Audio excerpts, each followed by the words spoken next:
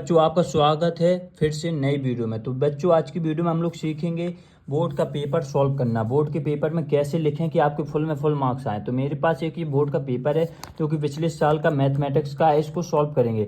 Hindi English medium के paper दोनों एक जैसे होते हैं, दोनों में हिंदी इंग्लिश एक सी होती है। तो मैं ये सॉल्व करके आपको दिखाऊंगा।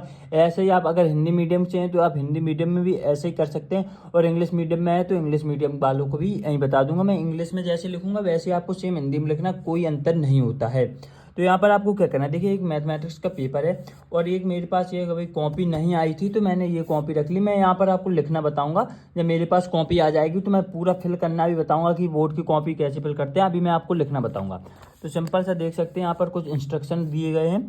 तो आपको पहले 15 मिनट मिलेंगे, तो पहले 15 मिनट में आपको पेपर पढ़ना है। देखिए तो 15 मिनट में पहले आप पहले दिन ये पढ़ लीजिए, मतलब आपको क्या क्या लिखा है ये सब आप देख सकते हैं। उसके बाद देखिए यहाँ पर 24 पेज हैं। आपको पहले पेज चेक करना आपके पेपर में पूरे 24 पेज हैं कि नहीं। अगर आपके पेपर में पेज ही कम है तो फिर आप कैसे पेपर दे पाएंगे, बाद में आपको पेपर मिलेगा नहीं। इसलिए पहले चेक कर लेना कि पेपर में पेज पूरे हैं, और कॉपी में भी पूरे पेज हैं ना, जितने लिखे हैं कॉपी में लिख कर आते हैं कि इतने पेज हैं, तो इतने पेज होना जरूरी है। उसके बाद देख सकते हैं तो जो कुछ पेपर इस प्रकार से आएगा आप समझ ही नहीं पाएंगे। देखिए खंड का आया है और इसमें सेक्शन ए, दोनों आपको यहाँ पर लिख के मिलेंगे। तो इसमें तो ये एमसीक्यू क्वेश्चन है, मतलब अब आपको यहाँ पर क्या करना है, बहुविकल्पी प्रश्न है। तो सिंपल से ये कुछ 20-25 यहाँ पर क्वेश्चन दिए गए थे। अब आपको बहुविकल्पी 18 थे यहाँ पर, आपको करना कैसे। देखिए बहुविकल्पी आपने देख लिया, उसके बाद असर्शन रीजन है यहाँ पर, ये देख सकते हैं आप असर्शन रीजन। उसके बाद खंड खा शुरू हो गया है दोस्तों, देखिए सेक्शन बी। अब मैं एक बार पहले हिंदी में लिख के बताऊंगा पेपर, फिर इंग्लिश में कैसे लिखना है। तो आपको करना क्या है, जैसे कि यहाँ पर देखिए शुरुआत करते हैं सेक्शन ए से। तो पहले मैं हिंदी में लिखूंगा खंड का। तो खंड का तो आपको लिखना कैसे, आपकी कॉपी जैसे माना कि ये मिल गई, तो आपको सबसे पहले आपको क्या करना है, आपको यहाँ पर अपना पेन लेना है। पेन से सबसे पहले यहाँ पर आपको एक चीज़ करनी है, स्केल ले लेनी है। आपको स्केल से क्या करना है, स्केल से यहाँ पर मार्जिन ड्रॉ कर लेना है। मेरे पास अभी स्केल है नहीं तो मैं इससे खींचकर आपको दिखा देता हूँ। सबसे पहले आपकी कॉपी मार्जिन नहीं होगा तो आपको मार्जिन बना लेना है। देखिए यहाँ पर मैंने ये मार्जिन खींच लिया है। ऐसे आपको भी अपनी कॉपी में साइड में बना लेना है। और उसके बाद क्या करना है, देखिए ऊपर से यहाँ पर जैसे ये वाइट कॉपी नहीं होगी आपके पास, तो लाइनिंग वाली कॉपी होगी, यहाँ पर आपको लिख देना है खंड। सबसे पहले देखिए मैं बता दे रहा हूँ कैसे लिखना है। खंड का आपको ऐसे लिख देना है, खंड का जैसे आपने लिखा। उसके बाद आपको इसको अंडरलाइन कर देना है, जैसे आपने अंडरलाइन किया। उसके बाद देखिए क्या बहुविकल्पी प्रश्न, तो आप यहाँ पर डाल भी सकते हैं। तो देखिए यहाँ पर क्या लिख दिया,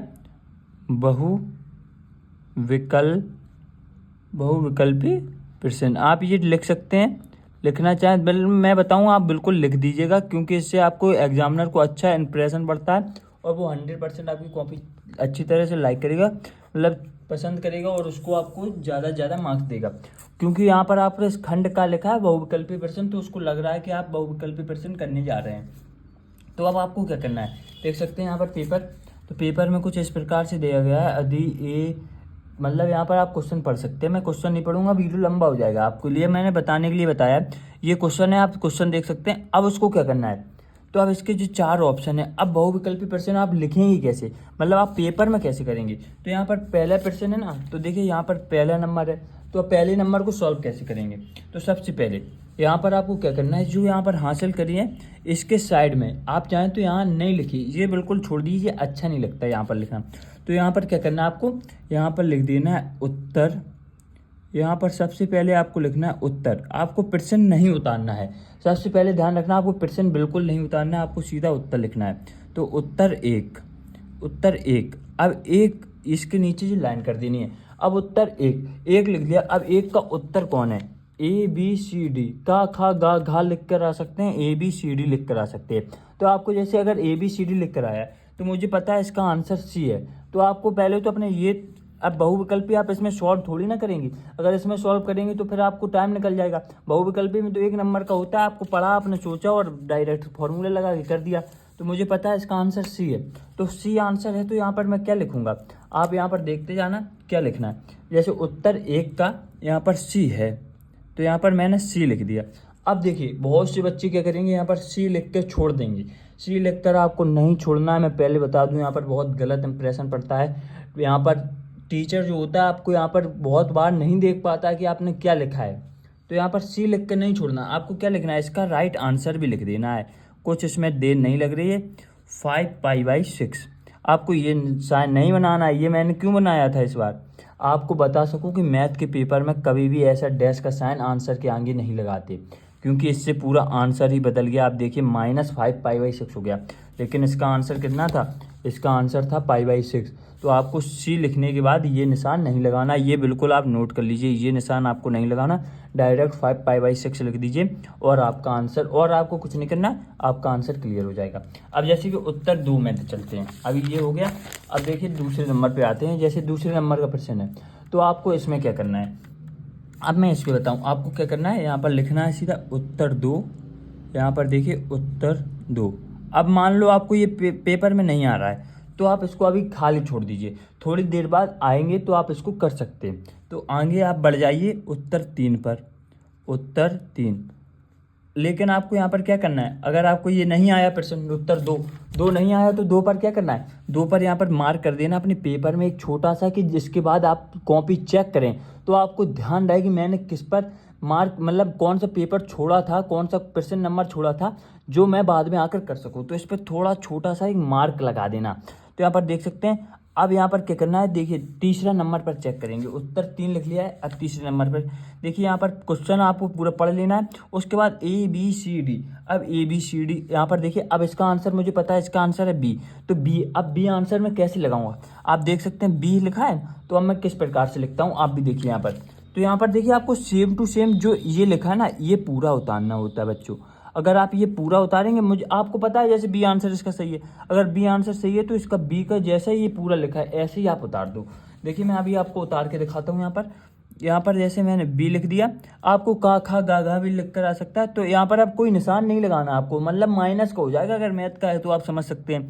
2a² ये आंसर है ना, तो आपको सिंपल सा यही लिख देना है, B2a², मतलब बी नंबर है और 2a² आंसर है। इससे बहुत अच्छा इंप्रेशन पड़ता है टीचर को। टीचर आपको 100% फुल में फुल मार्क्स देगा, आपको कुछ भी सॉल्व करने की ज़रूरत नहीं है। अब कुछ हम लोग चलते हैं इंग्लिश मीडियम वालों की तरफ। जैसे इंग्लिश में कैसे है, आप मतलब इंग्लिश का यहीं से अंदाज़ा लगा सकते हैं। जैसे इंग्लिश का कोई छात्र है तो उसको क्या करना है, जैसे वो मानो जैसे ये है सेक्शन ए, तो यहाँ पर क्या करना है आपको, जैसे आपका पेपर यहाँ से स्टार्ट हो रहा है मान लीजिए, तो आपको यहाँ पर क्या करना है, सेक्शन ए लिखना है, सिंपल सा सेक्शन ए लिख लिया आपने।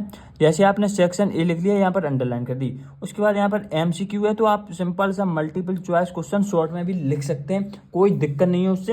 यहाँ पर ऐसे लिखा, उसके बाद आपको यहाँ पर सबसे पहले क्या करना है, साइड में आंसर 1 लिख लेना है।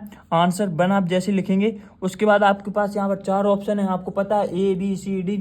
तो बहुत से बच्चे क्या करते हैं, ABCD में कुछ भी लगाते हैं, मतलब टिक ऐसे लगा देते हैं, ABCD मतलब ओनली ऐसे लिख के छोड़ाते हैं। जैसे इसका आंसर सी है तो सी लिख कर छोड़ दिया, ऐसा बिल्कुल नहीं करना आपको, ऐसे सी लिख कर नहीं छोड़ना। बोर्ड की चाहे कोई बोर्ड हो, टीचर फ्रस्ट्रेट हो जाता है, बोर्ड का सख्त आदेश है कि इस प्रकार से सॉल्व नहीं कर सकते आप पेपर को, आपको इसका आंसर लिखना ही होता है। फिर टीचर तो आपको बाद में मार्क्स दे ही देता है, अगर आपको जल्दी में छूट रहा है तो ABCD आप करेंगे तो टीचर तो मार्क्स दे ही देता है आपको। उसके बाद मैं बता दूं, सेक्शन ए हो गया। अब मान लो सेक्शन बी, अब सेक्शन बी आपको स्टार्ट करना है और सेक्शन बी पर चलते हैं। तो देख सकते हैं यहाँ पर सेक्शन बी पर आते हैं। अभी तो ये सब छोड़ देते हैं, सेक्शन बी पर आ गए, खंड खा पे आ गए हैं, आप देख सकते हैं। अब खंड खा में क्या क्वेश्चन है, आप देख सकते हैं 1 2 3 4 5 क्वेश्चन है। खंड खा में 5 क्वेश्चन है, और माना कि आपको 5 क्वेश्चन एक भी नहीं आ रहा है, 5 में से एक भी क्वेश्चन नहीं आ रहा है, तो आपको क्या करना है, सेक्शन बी पर अभी गोला कर देना। थोड़ी देर बाद आप सॉल्व कर सकते हैं, ये बोर्ड में नियम है। आप पर एक चीज़ हमेशा याद रखना, जैसे ये 20 नंबर क्वेश्चन है और ये 21 नंबर क्वेश्चन है, तो सेक्शन अगर आप बी कर रहे हैं तो बी में आप सी का क्वेश्चन नहीं कर सकते, और सी में ए का क्वेश्चन नहीं कर सकते, बी में ए का क्वेश्चन नहीं कर सकते। तो आपको लाइन से सेक्शन बाय सेक्शन चलना है। अगर आप सेक्शन ए कर रहे हैं तो सेक्शन ए के सारे क्वेश्चन एक साथ हों और सेक्शन बी के सारे क्वेश्चन एक साथ हों।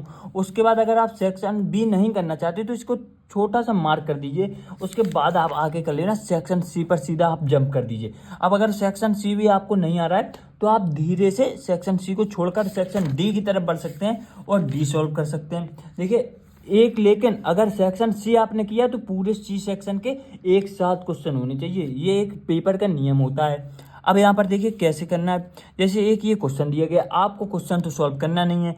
अगर आपको कुछ नहीं आता तो उसके लिए भी मैं बता देता हूँ। अभी तो यही कॉपी है, अभी मैं आपको बता देता हूँ। अगर आपको कुछ भी नहीं आ रहा है तो आपको क्या करना है, तो आपको देखिए यहाँ पर एक ऐसे मैं पेज बना ले रहा हूँ, कोई नहीं।